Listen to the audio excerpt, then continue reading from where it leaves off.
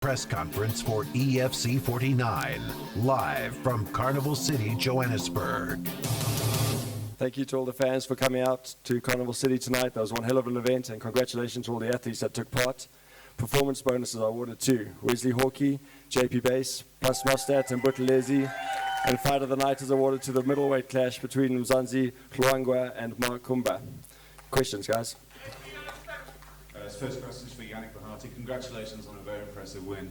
I think it's already agreed that you're going to be fighting David Bursky. He's your first challenger, I think EFC 53. What do you make of him? And are you going to be defending that belt successfully? First of all, I want to say thank you to the crowd for coming out. I appreciate all the support. And I just want to say sorry to the crowd for my behavior afterwards. Anyway, Bobrovsky, obviously he's a former welterweight champion moving up to middleweight, so I am looking forward to having that fight. I heard possibly it might be a EFC 53 here again in Johannesburg, so hopefully I get all support and me and Bruce we can get it on. Next question is to JP Kruger. JP, the very first interview that Yannick gave at the media day was he was going to take you and knock you out in the first round. He didn't quite live up to the knockout, but he got you in the first round. Your kicks rocked him right at the beginning. What happened there? Ek het teruggemaak vandag. Gats. Yeah, man. Ay. Thank you. One thing I can say of him, he's got a brilliant top game. And he was nice and heavy. He controlled me. I really don't think that my jiu-jitsu is bad. I really think that I've come a long way in my jiu-jitsu. As a matter of fact, I'm like totally in love with my jiu-jitsu. My jiu-jitsu and my wife is like you're right next to each other. Yes, ek het terribly droog gemaak vandag en ag man, my hart is seer. Sorry. Next question is for JP Base. JP, what's next for you? Are you going to go back to flyweight, or are you going to hang around at bantamweight and see how the division plays out? Well, I'm not sure yet. I should sit down and talk to my team first about it. But if it's up to me, I'll fight anyone at any division. So either bantam or flyweight. So whenever I get the call, I'll just fight and decide from there. My question is for Andrew. Andrew, congratulations on a great fight. I think you've definitely proved that the heavyweight division still has something to offer to everyone. And what's next for you? I'm just happy to be whoever they give me to fight, I'll fight. It doesn't matter.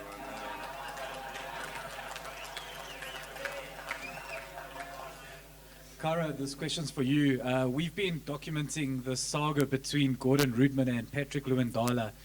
Can you give us some information as to what is actually happening there, and are we going to see a fight? Well, Patrick signed for the fight, and I think from what I understand, we're just waiting for Gordon to sign for it. So I thought he was at the office the other day, but I'm not sure. From what I understand, it wasn't signed. But, well, Graham, is it on?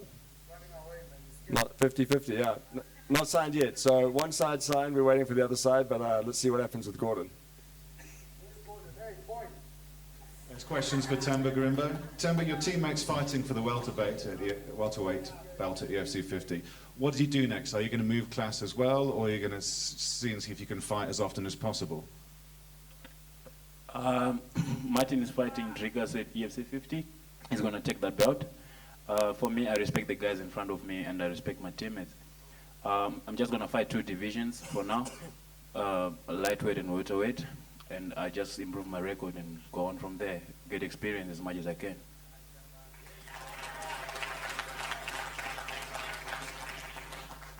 My question is to Temba Garimbo as well. You said you wanted to show people that you are the boss today. Do you feel like you achieved that? Do you feel like you fought in a way that will make people respect you? Apparently, I'm boring now because one fight out of my professional career goes a decision. Then now I'm a boring fighter. All my fights are always finished. I was trying to finish the fight, but what happened is something happened in the fight, and I wouldn't expose myself to anyone here. And I had to fight the way I had to fight. It's easy to say things from outside, whereas you don't know what's happening with the fighter. Something happened to me in the first round at the end of it, then I had to stick to something else. My game plan was to finish the fight, but it's not an easy fight. The guy I was fighting, so you guys must know that I had to fight the way I fought. I didn't really do what I wanted to do, but I got the win, which is very good and important for me with my team. Got a question for Thomas Kobakowski. Thomas, it's a big weight difference between you and the true heavyweights in the division. Do you not think you'd be better suited to cutting down to light heavyweights? Do you think you could make the cut comfortably?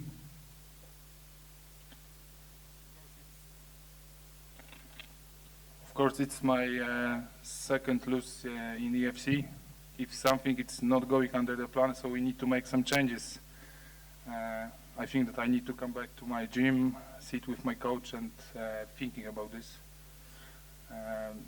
In this fight, I feel big difference between my physical, how to say, performance and Andrew.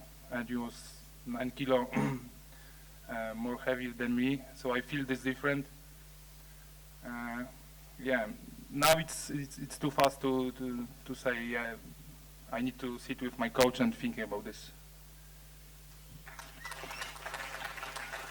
Caro, the flyweight division, can we expect a title defense anytime soon? Well, that's interesting. Yeah, there's some stuff that's going on in the flyweight division at the moment. Obviously, Zulu's sitting as the champ, and we've got some guys coming up. But yeah, some news will come out about that pretty soon. Next question is for Brendan Katz. Brendan, you seem very relaxed going into the fight, but you seem not hesitant on the trigger. Is it a move to bantamweight in the future for you now? Yeah, I think I'm going to go to bantam. Hawkeye won. I'm still going to fight him a third time, but I'm not sure when. He won. He's basically whipped me twice. And that doesn't sit well with me. We'll be back. We'll be back. We'll be back. Good job, Hawkeye. My question You're is still to a punk, though, Hawkeye. You're still a punk. My question is to Abdul. Abdul, at the beginning of the evening, it must have been a very proud night for the Hassan family, having your brother up there in debut, you coming on board. After your fight, is it a case of out with the old and in with the new?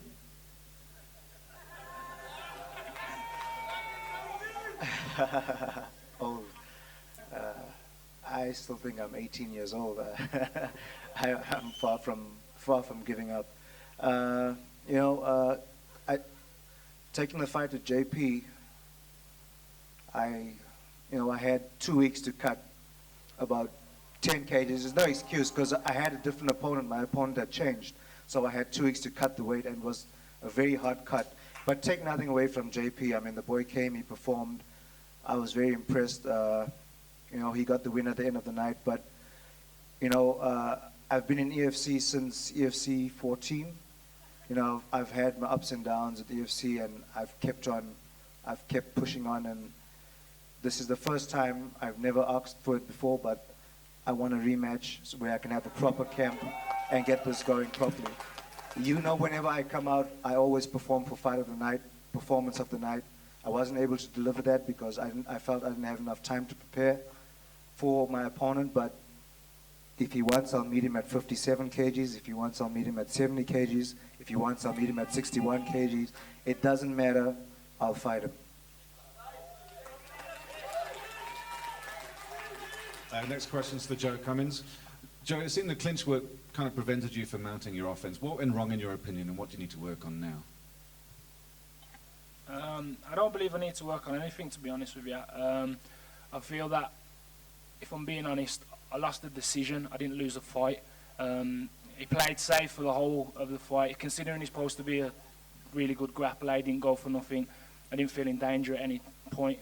He just basically stuck to me against cage. If that's his game, that's fair enough, but I'll go back to my gym knowing I lost the decision and not a fight, because I come to fight.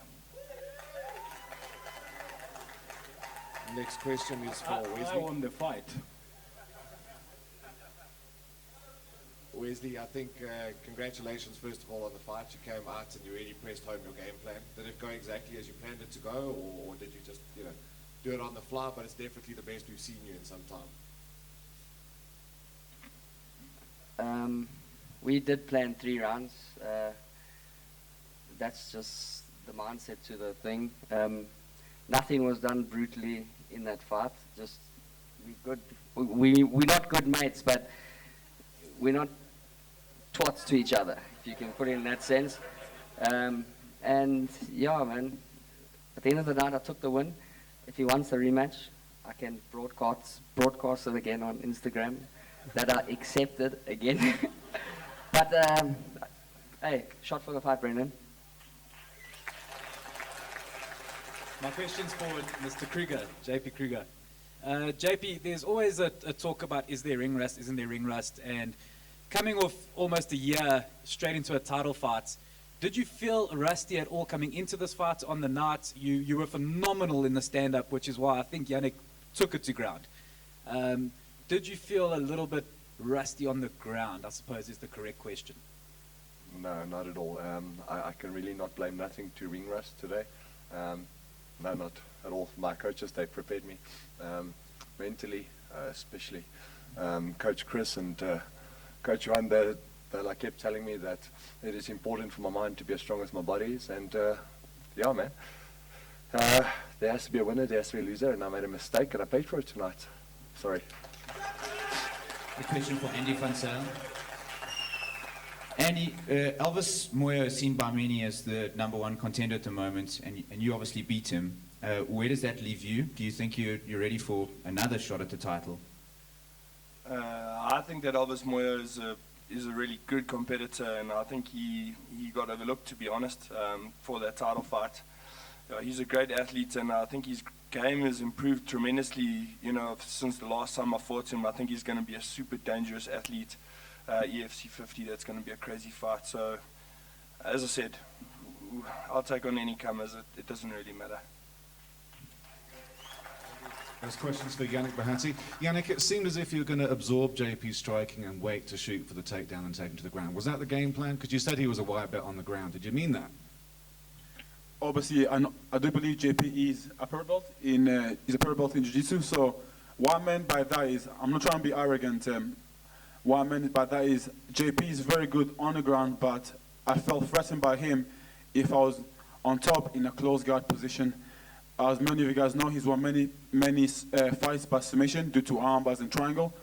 So he's good in that terms. What I meant is a white belt on the mat is once I pass his guard, it'll be like a white belt versus a higher belt. That's all I meant. But JP's ground game is very good. His kickboxing is very good. I was a bit surprised by how aggressive he was at the beginning of the fight. I had a hard time letting my hands go. Preferably, I'm still looking for my first EFC knockout here. But I was having a hard time letting my hands go, so I thought, okay, let's go to the ground here and see what goes here. Next question is for Caro. Caro, JP Base took a big step up in opponent this time and dominated the fight, really.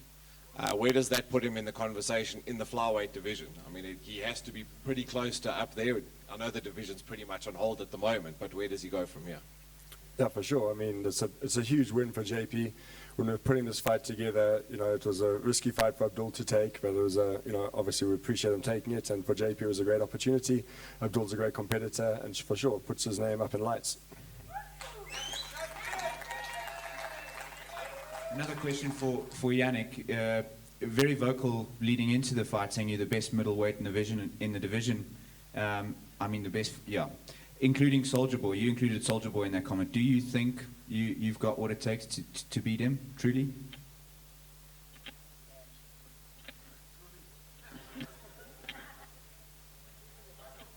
Sorry about the mic. Truly, for me, I'm a person that I don't lack in confidence at all. I do believe, when I say those words, I'm not being arrogant, I'm just truly believing in myself. The rest of the guys here on this table should believe in themselves. I do believe I'm the best middleweight here at EFC. One, I've got a belt. If I were to face Gareth in Soulja Boy, I do believe I'll come on top.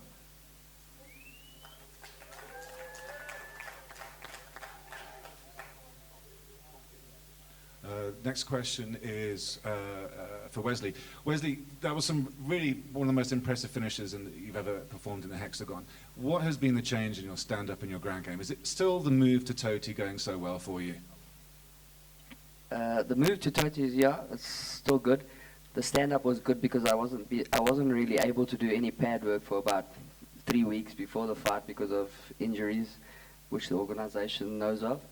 Yeah, so I had 15 minutes to really throw those shoulders into my shots. And that's it. This question goes to the young guy there, JP. JP, you seem to be becoming an all-round fighter. I mean, at first we used to think you're just a wrestling guy, but now we see the kicks and the punches. What's the one thing you think you should be working on now? I don't think there's anything specific I need to work on, as me and my whole team train every aspect of our game every day. So we train like 6 days a week, 7 days sometimes, and even when we're not training, we're training. So I just think that I'll get better everywhere all day. Sorry, my question goes to the Cummins Garimba guys. You know, your fight. It's the first time in a very long time that I've heard almost the entire crowd boo. And I think, you know, you guys come out here, you guys go and train to put on show, a great fight, and also to come and put it on for the crowd. And the crowd most certainly were not happy with what they saw out there.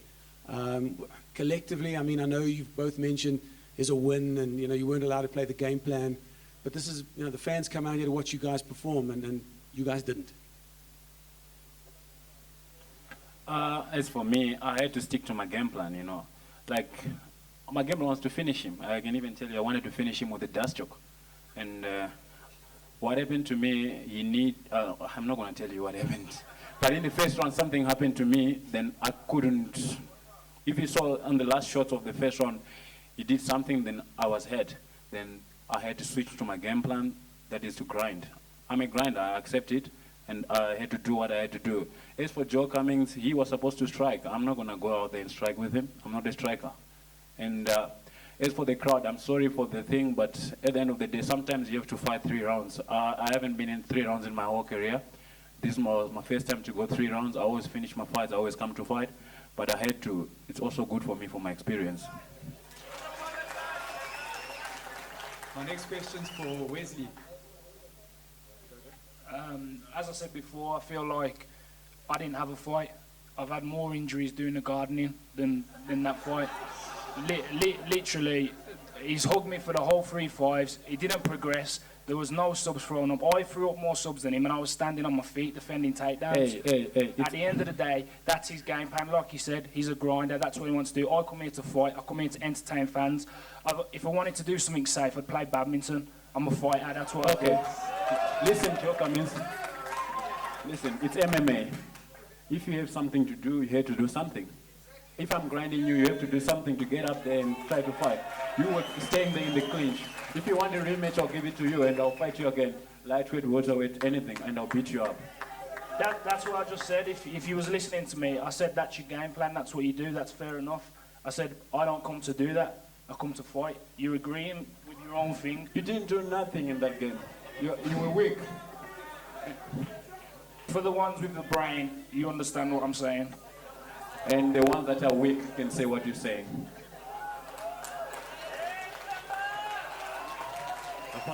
Apologies for jumping in there.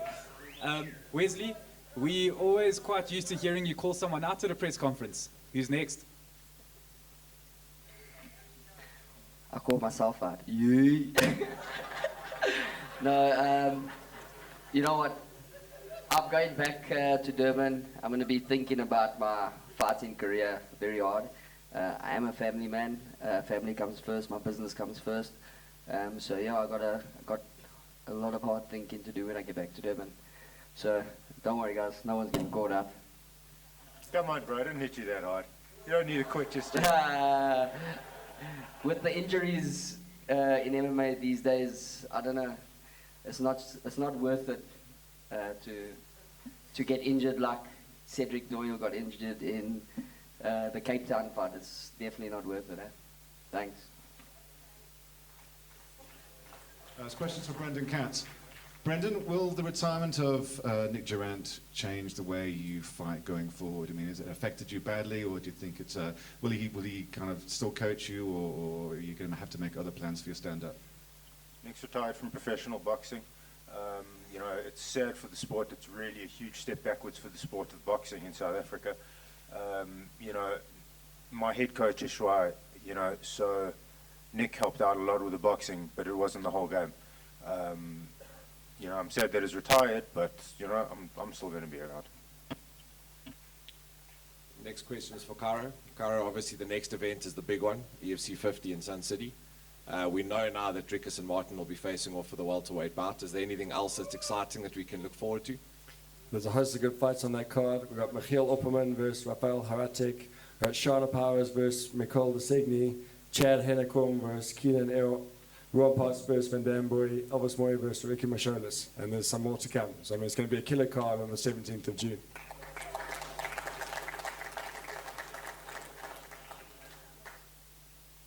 We've got one more question for Abdul.